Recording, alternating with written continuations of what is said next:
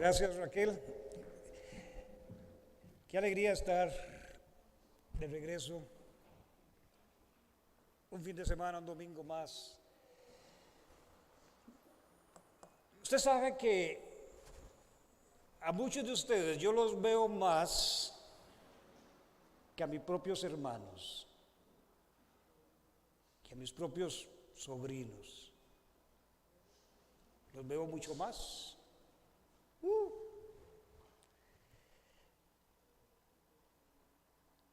Y eso me pone a reflexionar en que verdaderamente al reunirnos en un lugar, en una iglesia, al ser parte de una congregación, al ser parte del cuerpo de Cristo, somos miembros unos de los otros, somos hermanos en Cristo, somos una familia. Mientras estaba en la oficina ahorita, escuchaba a las personas saludar a Lalo, con una alegría, Lalo, ¿verdad?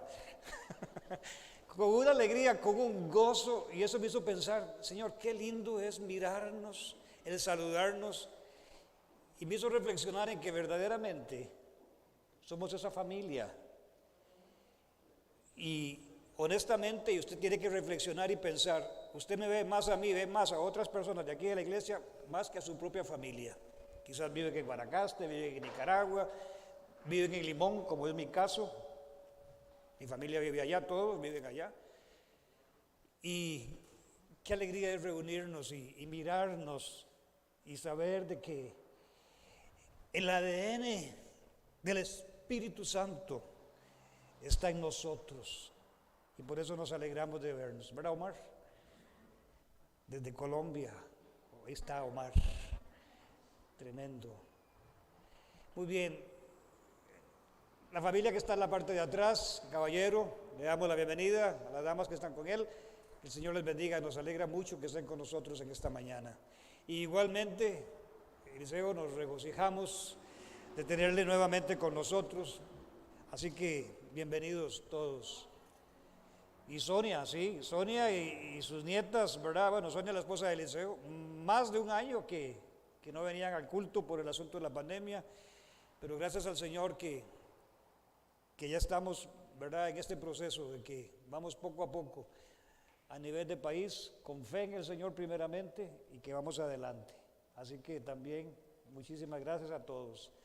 Bien, bueno, ustedes vieron que no está aquí el trípode, siempre mantenemos un trípode aquí al puro frente y otro trípode allá con las cámaras, pero nada más vuelvo a ver para atrás, allá en la parte de atrás, debajo de la pantalla. Ahí está la nueva cámara, que es una cámara de celular, pero por fin vamos a tener una cámara de estudio para esto. Solamente que llegará el momento, ¿verdad? Llegará el momento. Así que los invito a que ustedes puedan seguir el canal de Facebook, búsquenos, ¿verdad? O el canal de YouTube también. Estamos en YouTube y estamos en Facebook como Iglesia Vida Nueva CR, que es Costa Rica abreviado. Aparece un montón de iglesias Vida Nueva, pero busque la que dice CR en YouTube o en Facebook y puede seguir, ¿verdad? En cualquier momento ver los mensajes anteriores y aclarar también, la reunión de matrimonios es virtual, es por Zoom. Entonces, por eso le decimos, suscríbase al canal de YouTube o al de Facebook para que la pueda también seguir por medio de estos medios digitales.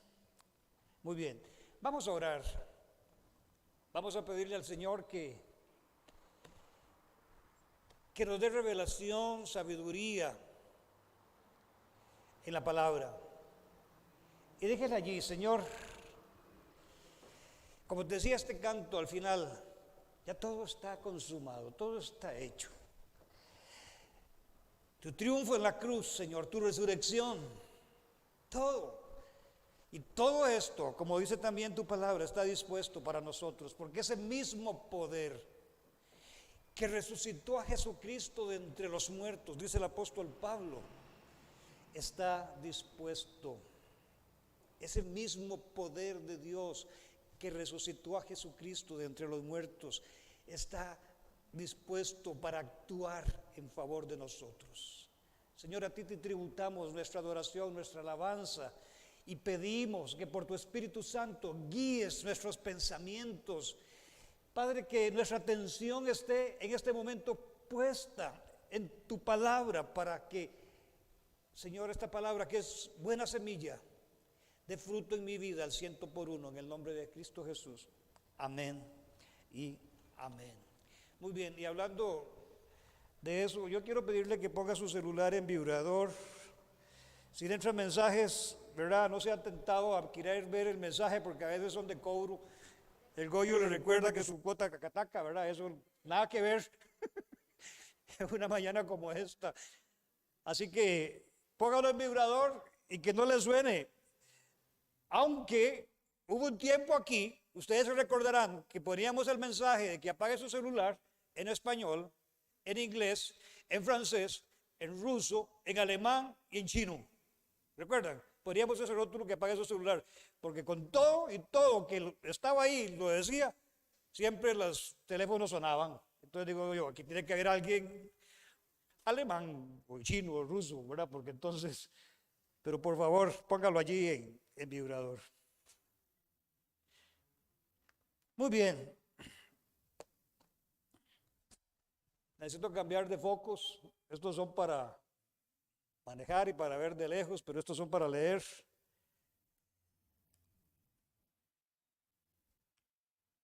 Muchas veces los creyentes miran a su alrededor y se dan cuenta que los conceptos del evangelio que han escuchado no coincide ese evangelio que han escuchado con la realidad de la condición en que viven actualmente. Y esto se da, y más bien el problema de esto ha radicado en los énfasis que muchos grupos le han dado a la predicación del evangelio. Para algunos,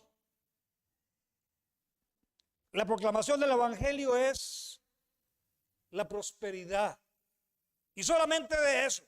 Y lo que he dicho en esas teologías, el primero que es próspero es el pastor, ¿verdad? Después todos los demás, pero muchas veces el énfasis ha sido la teología de la prosperidad. Muchas veces también el evangelio, la proclama, ha sido la sanidad, los milagros, la guerra espiritual. La proclama del evangelio para otros grupos ha sido el echar fuera demonios, para otros el hacer la obra social, ayudar, darle de comer a los pobres, etcétera, etcétera, etcétera. Todos estos conceptos que he dicho son parte del evangelio. Pero si los aislamos y nos enfocamos solamente en hablar de prosperidad, solamente hablar de sanidad, si los aislamos, entonces, hermanos, corremos el riesgo de perder de vista la integralidad de las buenas nuevas. Los énfasis que acabo de mencionar distorsionan el concepto del evangelio. Y digo que lo distorsionan porque si alguno no es próspero y solamente ha escuchado hablar de prosperidad y que siembre y que Dios le va a multiplicar y hace todo eso y no prospera, entonces esos énfasis distorsionan entonces de alguna manera el evangelio, porque si alguno no tiene prosperidad, si alguno no tiene salud, hermanos, vivimos en un cuerpo que es mortal. Y la realidad de cualquier ser humano es que envejecemos, nos enfermamos y vamos a morir. Esa es una parte de la realidad, porque la otra parte de la realidad es que no vamos a morir eternamente. Y parte de ese mensaje es el que voy a predicar en esta mañana. Pero si alguno no tiene prosperidad, si alguno no tiene sanidad, entonces lo que hacen muchos creyentes es buscar chivos expiatorios para justificar su estado. Y terminan decepcionados del Evangelio. Terminan decepcionados porque no viven en la dimensión de las expectativas creadas por el hombre a través de los énfasis que les han proclamado. Recuerdo un hermano que tenía un negocio de catering service. Bueno, eso me recuerdo ahorita. Donde él dijo, ¿verdad? Escuchó por la radio que sembrara lo que tenía y sembró todas las sillas que tenía. Eran como 80 sillas que el hombre jalaba para el catering service, porque el Señor le iba a dar 160. Olvídese. No recibió las 160 sillas y tuvo que cerrar el catering service porque no tenía sillas. Entonces mucha gente termina cuestionando, hermanos, y termina buscando esos chivos expiatorios para justificar su condición al no vivir en la dimensión de las expectativas que los hombres le han dado a través de los énfasis al Evangelio. La Escritura nos enseña claramente, hermanos, que Jesús vino para predicar el Evangelio del reino. Y este Evangelio del reino no tiene solamente que ver con esos énfasis, abarca mucho más. Tiene que ver con la salvación, tiene que ver, y no se predica salvación, ni arrepentimiento de pecados, muchas veces en las congregaciones.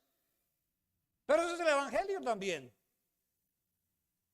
Entonces, hermanos, este Evangelio del reino que tiene que ver con la salvación, con el perdón de pecados, tiene que ver con la ética, tiene que ver con la moral, con las relaciones interpersonales, tiene que ver con la piedad y tiene que ver sobre todo con la resurrección y con la eternidad del ser humano.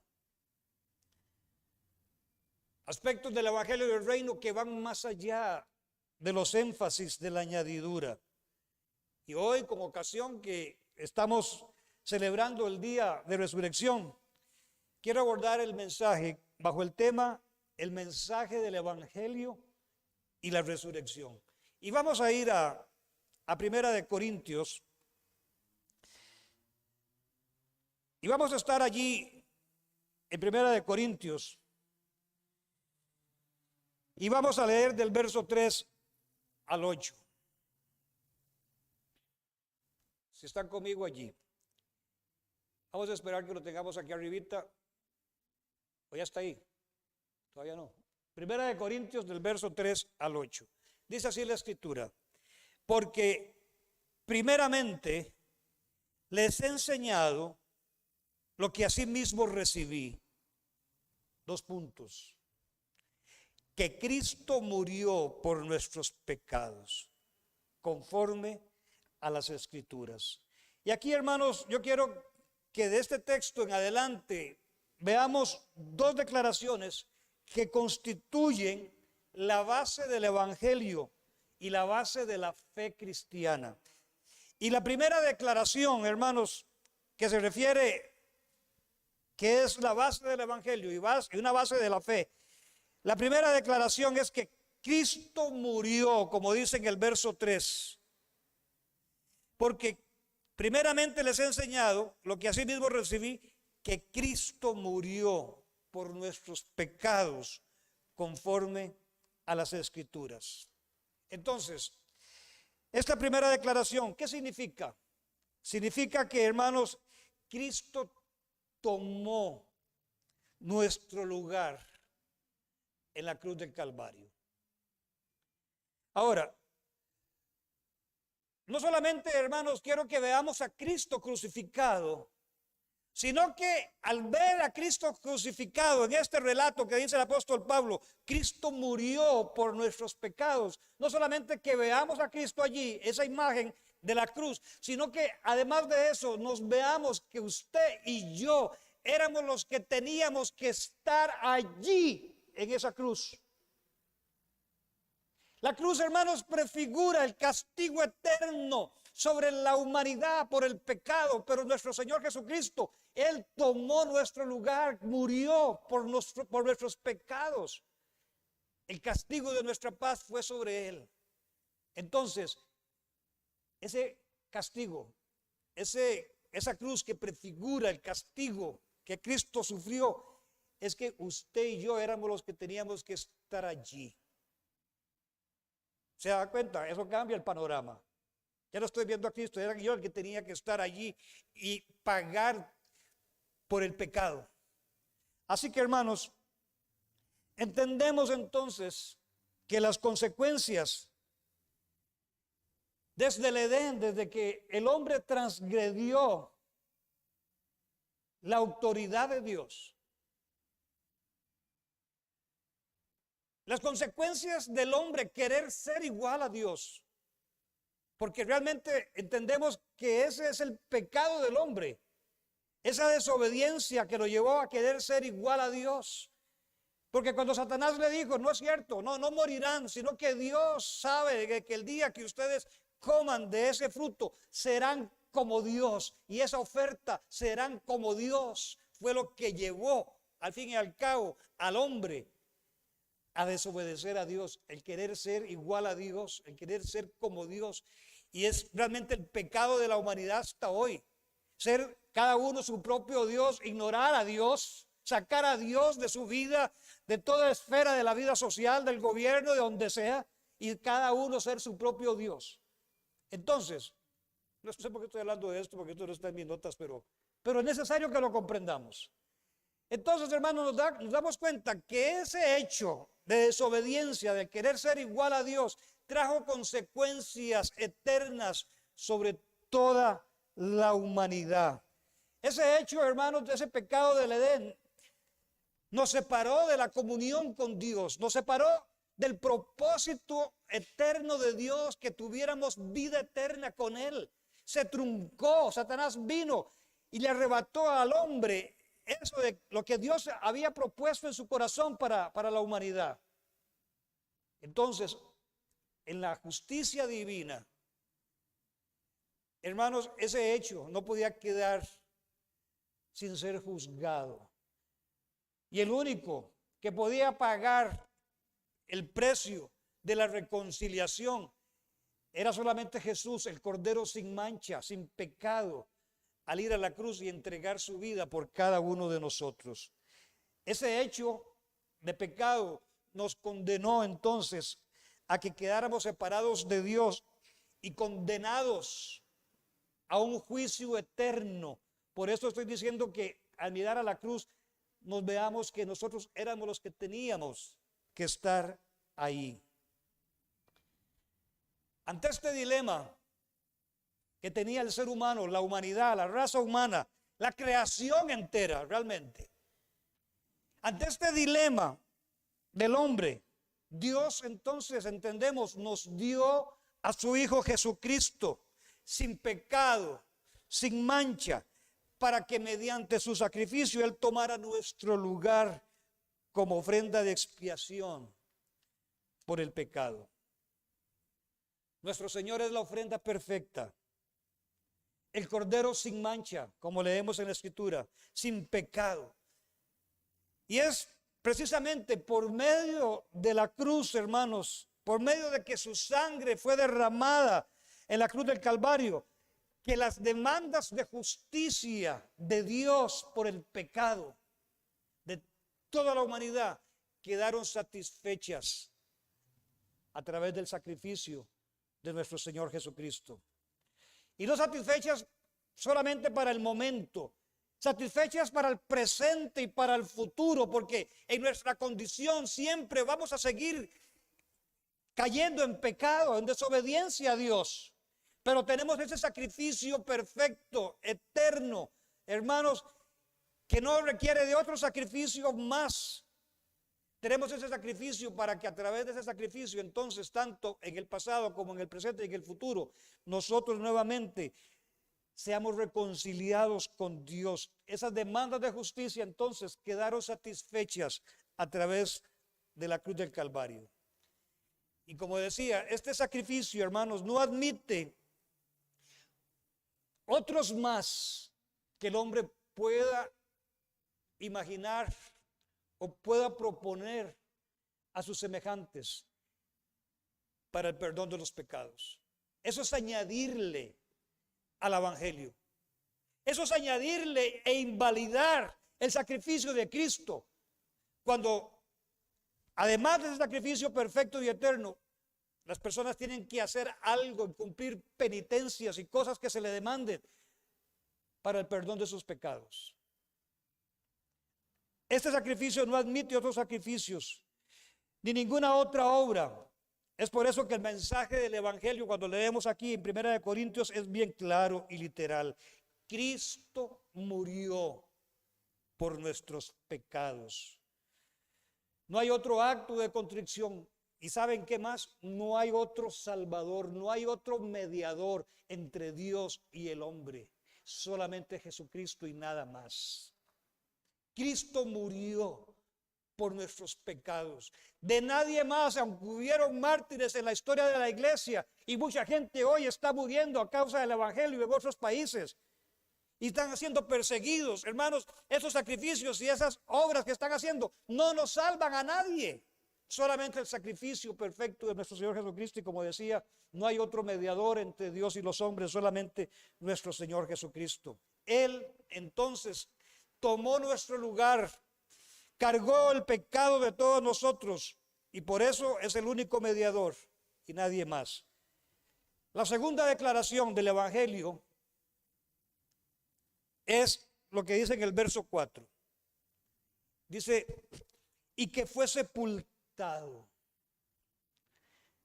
y que resucitó al tercer día conforme a las Escrituras. Pero, hermanos, aquí me quiero detener en esto. Jesucristo dice en el verso 4, resucitó. La mayoría de las veces en los púlpitos, y también cuando las personas le hablan a otras personas del Evangelio, nos hemos centrado en que Dios, y este es un evangelio, hermanos, que muchas veces nosotros caemos y que estamos predicando, nos hemos centrado en que Dios le va a arreglar todos los problemas a la gente. Y le dicen eso, es como que le mandaran un correo de que ya no debe nada, ¿verdad? En sus cuentas que tiene. Muchas veces, hermanos, en los púlpitos y las personas cuando le hablan a otras personas del Evangelio se han centrado en decirle de que Dios le va a arreglar todos los conflictos y que Dios lo va a prosperar y que Dios le va a dar salud. Y cierto, todo eso es parte del mensaje del Evangelio, pero estamos igualmente cayendo y haciendo énfasis. Y perdemos de vista entonces, como dije al principio, la integralidad de la obra de la cruz, la cual es también el perdón de pecados. Y por eso es que mucha gente empieza su vida cristiana no con un fundamento sólido, porque respondió al Evangelio en la forma como lo escucharon. Cristo le va a arreglar los problemas, le va a pagar las deudas y le va a dar sanidad.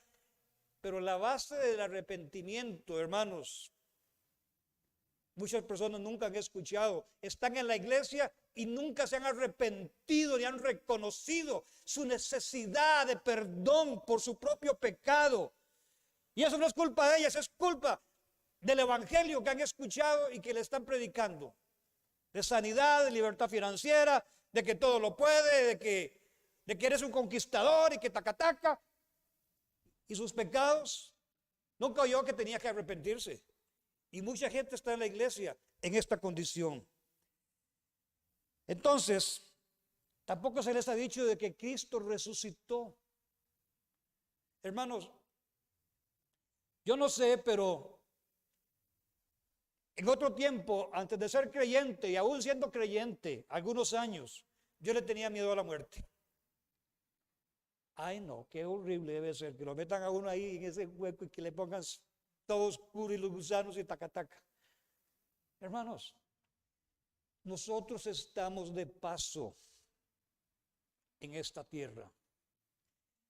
Nuestra nacionalidad, nuestra residencia no es aquí. Tenemos una ciudadanía, un pasaporte. Es más, no es ni el costarricense, ni el nicaragüense, ni el colombiano. Sí, tenemos un pasaporte, hermanos, al cosmos. Nuestra vida, hermanos, no está aquí. Pablo dice, no se acostumbren mucho aquí donde ustedes están. Aquí estamos de paso. Nuestra nacionalidad está en los cielos con nuestro Señor Jesucristo. Así que ese temor de la muerte, que también fue vencida a través de la resurrección. Y ahí es donde como creyentes, hermanos, tenemos que poner nuestro fundamento. Cristo resucitó, y si Él resucitó, nosotros también vamos a resucitar. El último enemigo que fue vencido fue la muerte a través de la resurrección de nuestro Señor Jesucristo. Así que no tenga miedo de morirse, para nada. Si tiene miedo de morirse, ¿sabe qué? Probablemente usted no está viviendo en la dimensión de integridad y de rectitud su vida cristiana. Y anda con una pata en la iglesia y la otra en el mundo. Por eso quizás tenga miedo de morirse. Pero las promesas de Cristo son sí y amén en Jesucristo. Cierro el paréntesis. Entonces, hermanos, la resurrección es un tema vital y es un tema clave en la proclamación del Evangelio. Con permiso. No solo tenemos que fijar la atención entonces en la prosperidad, en la sanidad, en el perdón de pecados, en la resolución de los conflictos, sino trascender, hermanos, a que cada uno que pone su fe en el Señor Jesucristo también le espera una resurrección como la de Cristo. Y es que, hermanos, la resurrección es el elemento más distintivo de todas las demás religiones que el hombre ha creado. El cristianismo, hermanos, entonces, aquí encontramos que en el cristianismo la resurrección es el elemento distintivo sobre todas las demás religiones. Sea el hinduismo, que son millones que profesan esta religión, sean los budistas, que son otro montón de millones en Asia, sean los musulmanes, millones de millones. Hermanos, el cristianismo es el elemento distintivo sobre todas las demás religiones por el hecho de que todos los fundadores de esas otras religiones, todos sus profetas, sus huesos óseos se encontraron, pero de nuestro Señor Jesucristo, el que resucitó, la tumba cuando llegaron a buscarlo estaba vacía. Y entonces, como dije, la resurrección es un elemento distintivo frente a las demás religiones. ¿Por qué? Porque su autor, el autor de hermanos de nuestra fe, ese autor está vivo, resucitó. ¿Entendemos esto entonces, hermanos? Ninguno de los dioses ni de los fundadores de esas religiones, hablando del Islam, de Mahoma, de Buda, ninguno resucitó, solamente nuestro Señor Jesucristo. De todos los demás se puede hallar sus huesos, todo lo demás, pero nuestro Señor vive por siempre. Y está no solamente vive por siempre sentado con toda autoridad a la diestra del Padre. Así que, hermanos, en el verso 4 llama la atención algo, a leer otra vez 1 Corintios 15 en el verso 4. Y que fue sepultado. Bueno, dijimos en el 3 que murió conforme a las Escrituras. Aquí pudiéramos abordar, ¿verdad? Porque desde el Antiguo Testamento ya se anunciaba la venida de Jesucristo y todo lo demás, conforme a las Escrituras. Y que fue sepultado y que resucitó al tercer día, conforme a las Escrituras. Y esto es vital y yo quiero mencionarlo de manera especial. Sepultado y resucitó al tercer día. Estas palabras que el apóstol Pablo utiliza aquí despejan toda duda que desde el mismo momento de la resurrección hace 2000 y tantos años, la duda que se creó de que los seguidores de Jesús habían venido y habían robado el cuerpo. Despeja toda duda, hermanos, de las cadenas de televisión como Nat Geo o History Channel, que están siempre hablando en contra de la resurrección, de que los huesos de Jesús se encontraron, que había una tumba que decía, ¿verdad?, Jesús, cuando en realidad, hermanos, En ese tiempo llamarse Jesús era como ahora llamarse Carlos o llamarse José. Las dudas que la humanidad desde el principio tejió sobre el robo del cuerpo. Aquí el apóstol Pablo dice, y que fue sepultado y que resucitó al tercer día. Esto despeja toda duda. ¿Por qué? Porque entendemos, hermanos, hoy por hoy, el ejército romano, a mí me gusta ver los programas de documentales como el History Channel, porque es parte de la historia y tomo las cosas buenas de la historia, ¿verdad? Desecho lo malo, tomo lo bueno, lo que me edifica, pero entendemos, hermanos, que el ejército romano fue el primer ejército, escuche esto, profesional, que le pagaban a sus soldados, que estaban tiempo completo, súper entrenados. No es que solamente estaban allí para responder a una guerra, no. El ejército romano fue el primer ejército profesional. Gente pagada, gente entrenada que se le pagaba para que fueran miembros del ejército. Así que cuando pusieron una guardia para cuidar el sepulcro, una guardia la componían 16 de esos soldados de élite, de ese ejército profesional. No es que dijeron ahí, ¿qué quiere hoy? Pues custodiar la tumba. ¿Qué? Usted, póngase ahí. No. Cuando dice el apóstol Pablo que fue sepultado y que resucitó, eso despeja toda duda sobre el robo del cuerpo. ¿Por qué? Porque aún sabemos, hermanos, de que cuando se le daba una custodia a un militar romano de algo y eso se perdía, o el prisionero se escapaba, tenía que responder con su muerte. Entonces, por otra parte, el hecho de que fue sepultado 3 días contradice también la teoría que emergió hace tantos y 2000 tantos años más, de que Cristo no murió, que Él se desmayó. Pero Pablo dice, 3 días estuvo sepultado. Ningún cuerpo, hermanos, puede estar 3 días bajo una tumba y vivir. Por eso es que Pablo, cuando enfatiza las cosas, es porque está también hablando para que veamos la realidad de las circunstancias que objetan cualquier duda respecto a la resurrección. ¿Están conmigo? Así que, hermanos, la resurrección es un hecho histórico comprobado. En el verso 5 leemos que después de esta resurrección, que fue conforme a las escrituras, así estaba establecido, dice en el verso 5, y que apareció a Cefas, este es a Pedro, y después a los 12.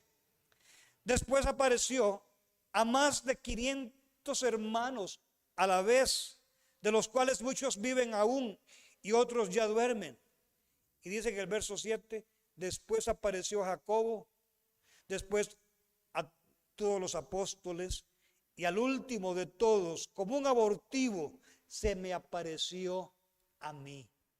Cuando él iba con cartas de los principales de las sinagogas para perseguir a la iglesia, camino a Damasco, allí se le apareció también el Señor al apóstol Pablo.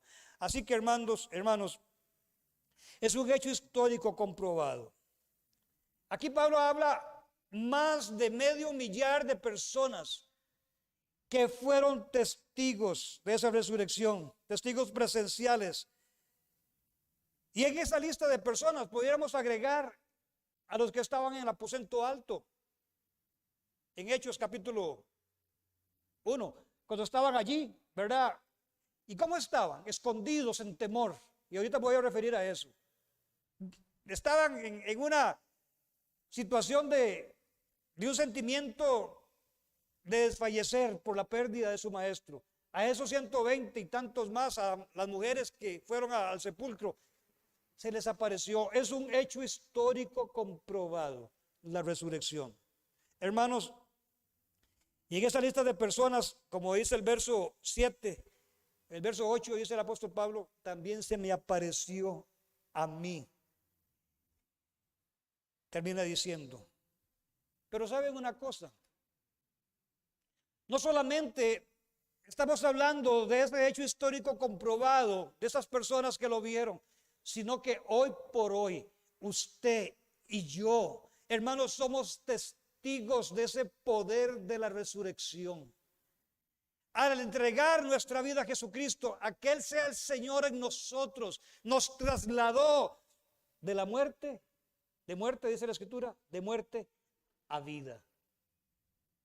Usted y yo somos testigos presenciales también de ese poder de la resurrección de Jesucristo. ¿Por qué? Porque si no, no estaría usted aquí hoy. Usted estaría quién sabe a dónde, pero usted mismo es testigo por la obra del Espíritu Santo. Ese poder que resucitó a Jesucristo de entre los muertos también actúa en nosotros para vida.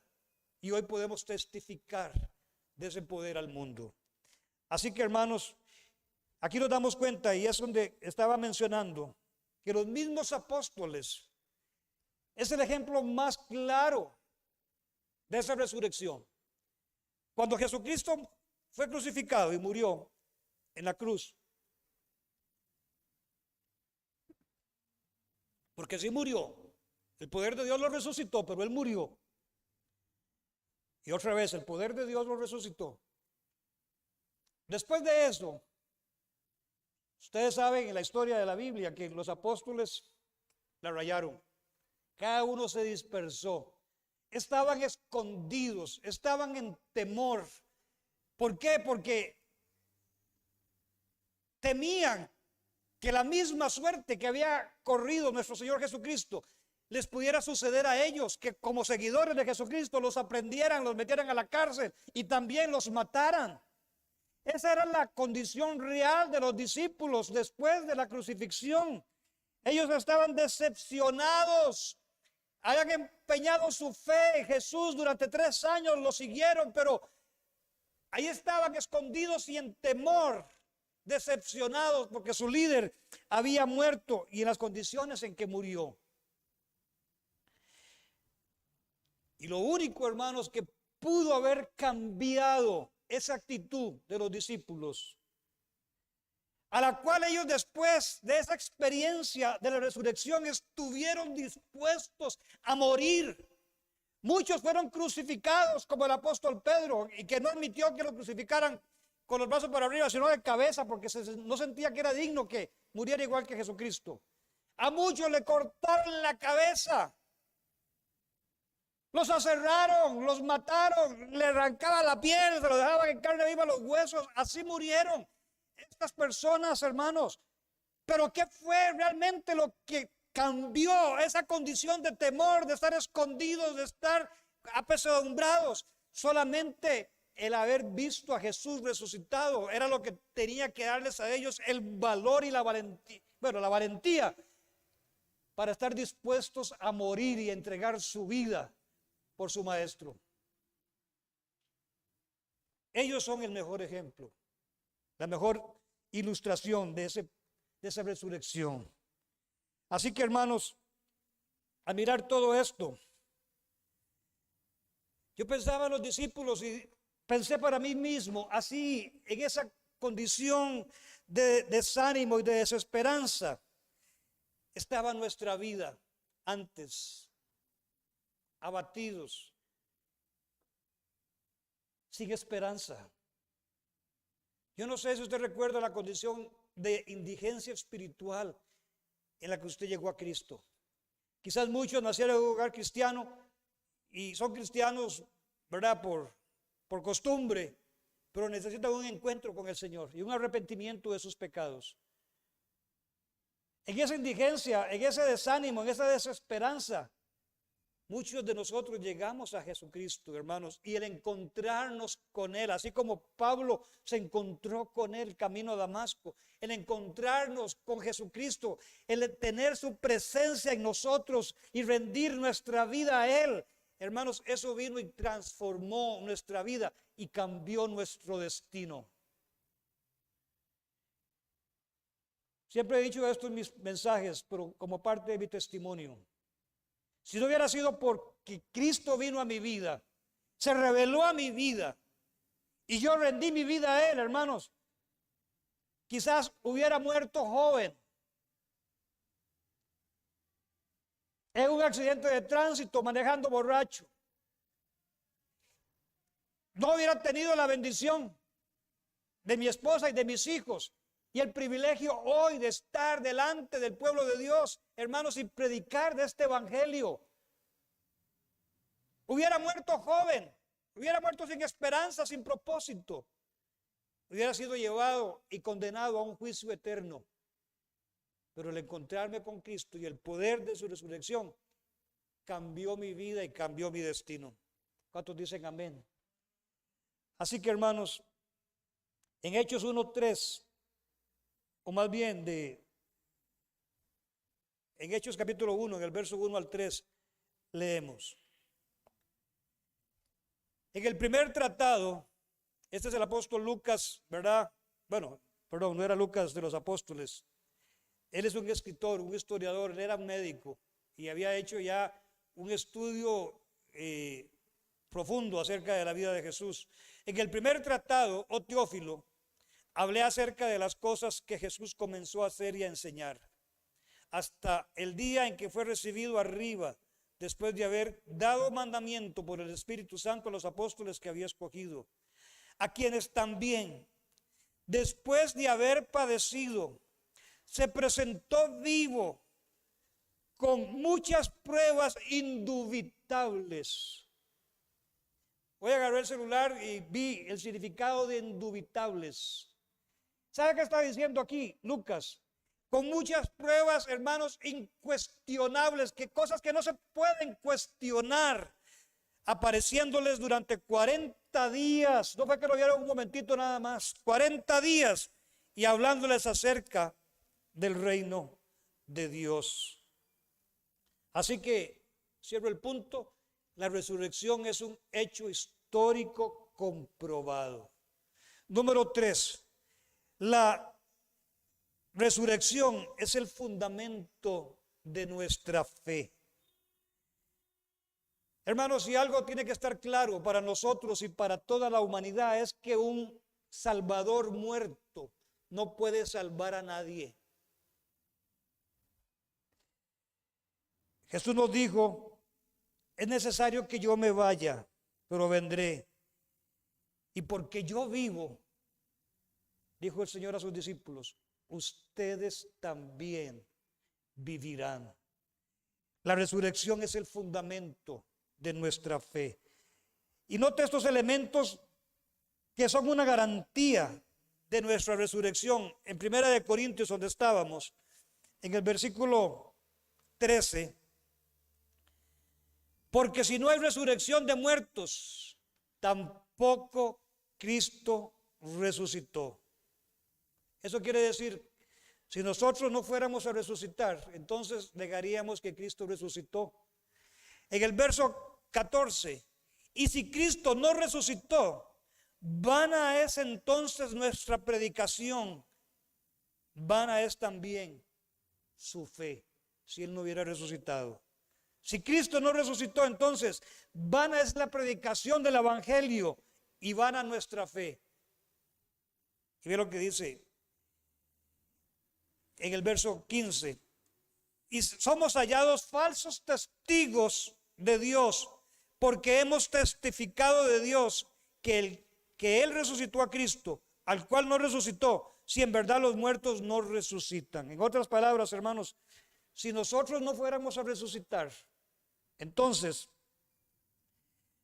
Pablo, los apóstoles, más de 500,000 de testigos que leímos en Hechos y todos los que leímos aquí, los profetas, todo, hermanos, vendría a ser un fraude. Pues los profetas del Antiguo Testamento también hablaron de la resurrección de Cristo. Vea usted la garantía que tenemos. Porque dice en el verso 16, porque si los muertos no resucitan, tampoco Cristo resucitó. Aquí hay algo, hermanos, que cuando Jesús dijo que Él era algo, Él dijo, yo soy la resurrección en la vida. Y fue en momentos donde estaba haciendo un milagro de resucitar a las personas. Y si Cristo no resucitó, el verso 17, su fe es vana. aún, y esto sería gravísimo, hermanos, aún estarían en sus pecados.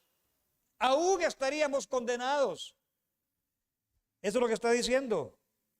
En el verso 18, entonces también los que durmieron en Cristo perecieron. O sea, se fueron engañados, perecieron, van al castigo eterno. Vea todo lo que implica, hermanos, esta garantía de la resurrección del Señor.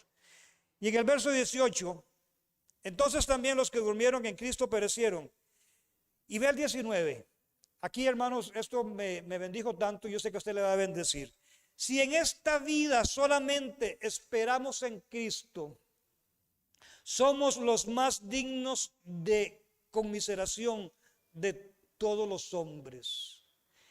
Pero hay que entender esto, hermanos, en estos términos. Y la Nueva Versión Internacional o la Biblia al día dice de esta manera, en el verso 19, si el ser cristiano nos fuera solamente de provecho, donde dice aquí, si en esta vida solamente esperamos en Cristo, la traducción más clara, hermanos, de esta frase es, si el ser cristiano nos fuera de valor solamente en esta vida, ¿está conmigo en esa frase? Si el ser cristiano nos fuera de valor solamente en esta vida, somos los seres más desdichados del mundo. Es obvio, porque entonces, hermanos, estaríamos siendo cristianos y solamente con esperanza para vivir en esta dimensión terrenal, en nuestro estado natural. Si la resurrección de Jesucristo, hermanos, solamente nos alcanzara para esto, para estos días, seríamos los seres más desdichados del mundo. Hermanos, y eso implicaría que no tenemos un Dios justo, porque después de esta vida, entonces, usted estaría en el mismo lugar donde van a estar, hermanos, aquellas personas que vivieron su vida a sus anchas, lejos de la voluntad del Señor, que vivieron en pecado. Estaría con los criminales de todo el mundo, con las personas que han hecho maldades.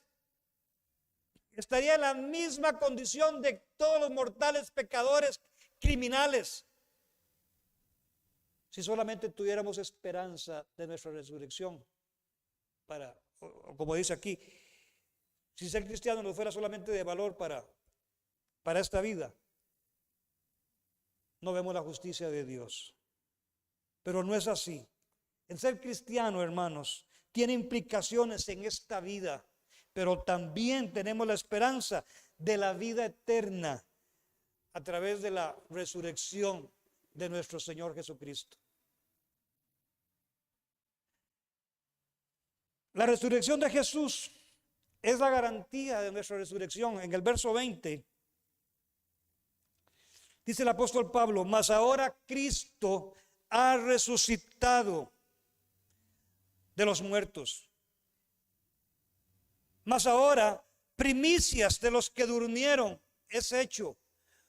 Porque por cuanto la muerte entró por un hombre, hablamos de Adán en el huerto del Edén y las consecuencias de ese pecado, porque por cuanto la muerte entró por un hombre, también por un hombre la resurrección de los muertos, hablando de Jesús. Porque así como en Adán todos mueren, también en Cristo todos serán vivificados. Tremendo, hermanos. Tremendo. Así que entendemos que las primicias en el Antiguo Testamento era la ofrenda de los primeros frutos mediante el cual se le consagraba a Dios toda la cosecha. Pablo dice que Jesucristo ha venido a ser primicia. En otras palabras, hermanos, nos damos cuenta que eres el primer fruto de los que resucitarán. Así que Él nos presenta al Padre como esa primicia, los primeros frutos de aquellos que también van a resucitar. Ahora, y como dije, gracias a la resurrección, el último enemigo del hombre, al que lo tienen en esclavitud y en temor, por los que tienen miedo de morirse, ya fue vencido en la cruz del Calvario. Así que nosotros vamos a resucitar como parte de la redención de todas las cosas que el Señor va a hacer. Y el último punto, la resurrección es un anuncio del triunfo total de Cristo. En el verso 24 al 26, luego el fin. Primeramente en el 23 habla de esta resurrección y que va a ser en un orden, ¿verdad? Cristo las primicias, luego los que son de Cristo en su venida. Y dice en el verso 24, luego el fin, cuando entregue el reino al Dios y Padre, cuando haya suprimido todo dominio, toda autoridad y toda potencia y todo poder. Hermanos,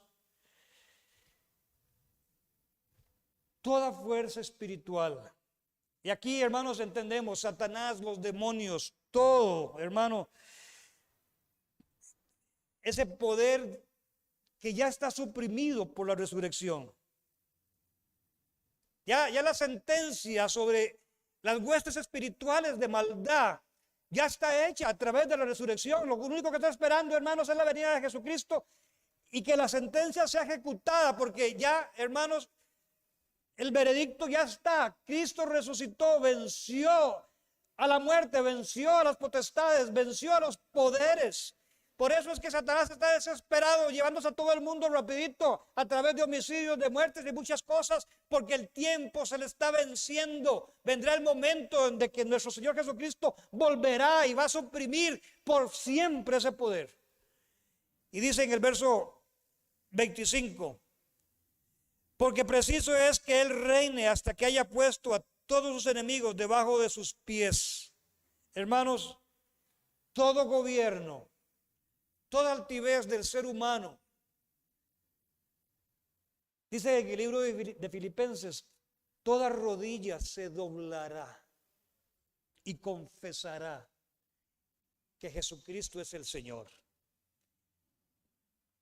Así que, hermanos, y el tercer enemigo, dice en el verso 27, y el postrer enemigo, más bien, y el postrer enemigo que será destruido es la muerte. Así que el evangelio y la resurrección, hermanos, son cosas distintivas. Son parte de esa integralidad que tenemos que estar anunciando. El evangelio, hermanos, operó en nosotros una nueva dimensión de vida, tanto en lo físico como en lo espiritual. Estábamos atados, encadenados en servidumbre, en temor, en muerte. Pero hoy por hoy entendemos todo eso ha quedado atrás. Hemos pasado de muerte a vida a través de la resurrección. Así que pongámonos en pie.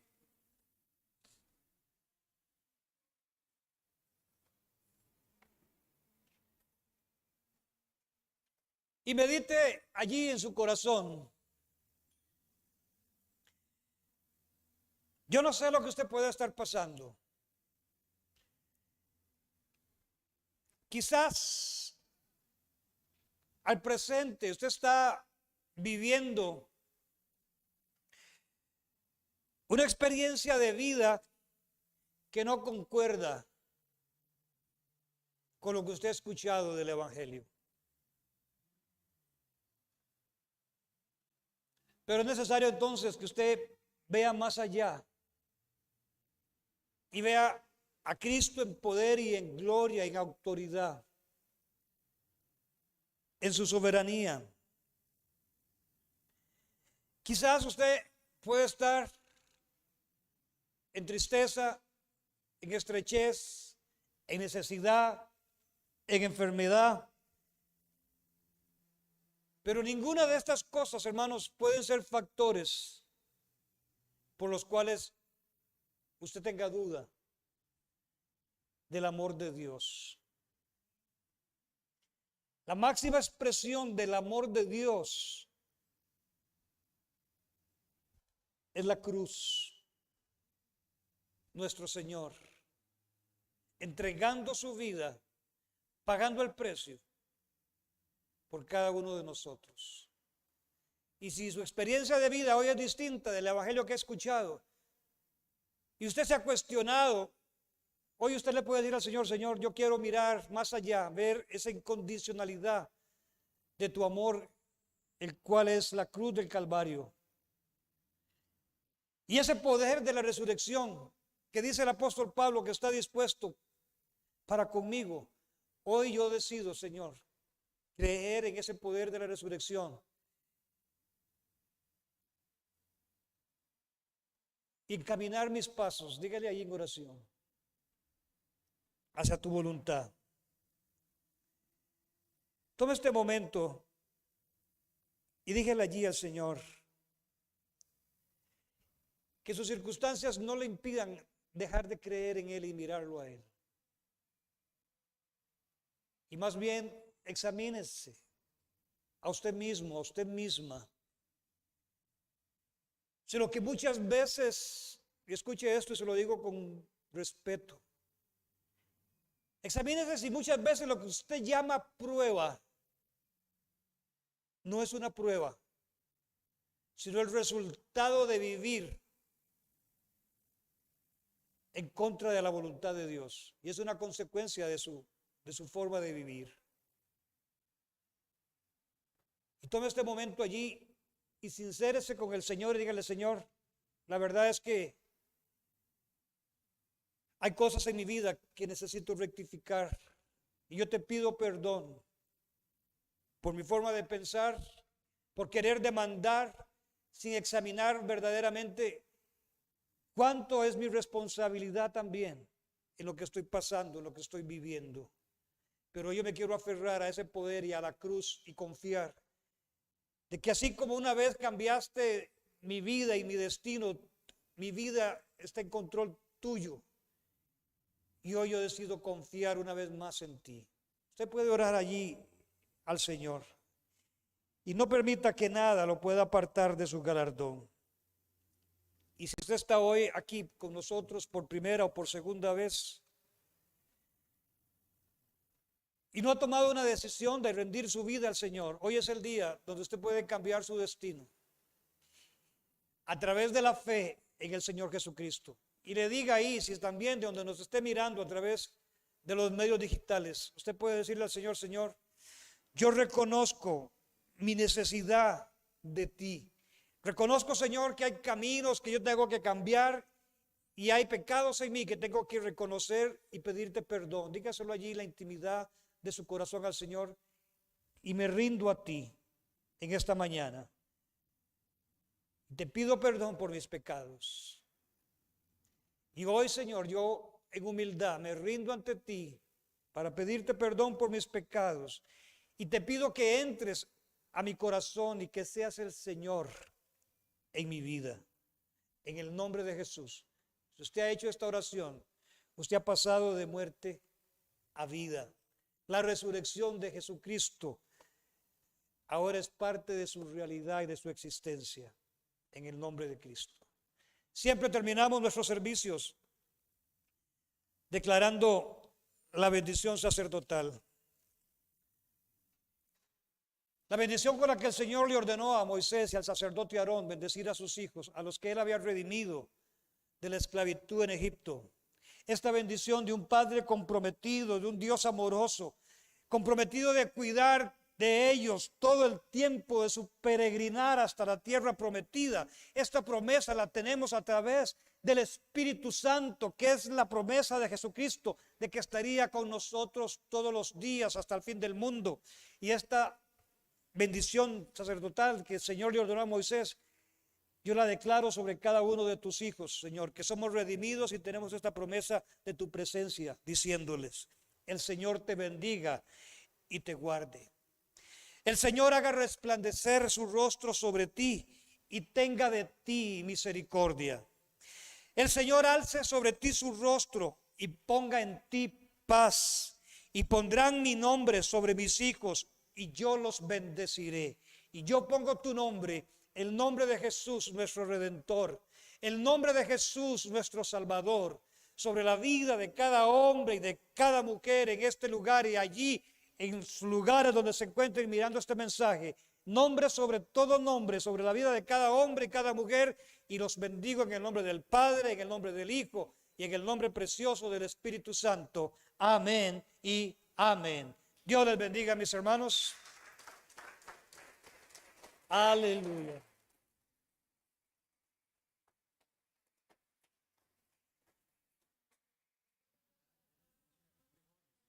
Vamos a proyectar en este momento un anuncio de la reunión de los jóvenes. Entonces, Francés me pide que por favor le prestemos atención. Y vamos a, hermanos, dentro de poco tener nuestra reunión de jóvenes adultos. Ahí los estamos esperando, nos estamos organizando para eso. Después del anuncio, salimos en el orden. Las primeras personas hacia la puerta son las primeras. Nosotros los esperamos a que se vaya desocupando todo. Amén, bendiciones, hermanos. Bueno, lo desde aquí porque no puedo jalar el cable.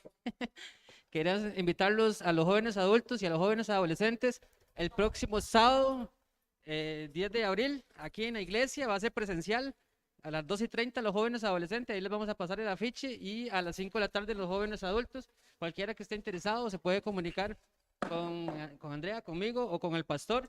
Y si no tenemos el número de ustedes, por favor nos pueden comunicar con nosotros. Si alguno tiene algún conocido que quiera compartir con nosotros ese día, vamos a hacer con todos los protocolos y una reunión bien bonita para que se puedan comunicar. Bendiciones, Dios me los bendiga. Chao.